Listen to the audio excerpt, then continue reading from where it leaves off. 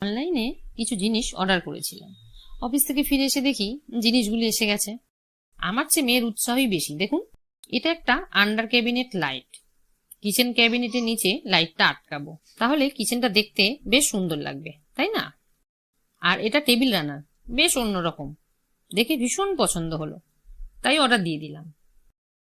আর এইগুলি 900 ml এর grocery container. লিডগুলি বেশ টাইট, এয়ার টাইট বলতে পারেন। সাইজটাও বেশ বড়, অনায়াসেই বিস্কুট, চা, ড্রাই ফ্রুটস রাখতে পারবেন। আর দেখি, সামনের রবিবার যদি সময় পাই, রান্নাঘরটা একটু পরিষ্কার করব।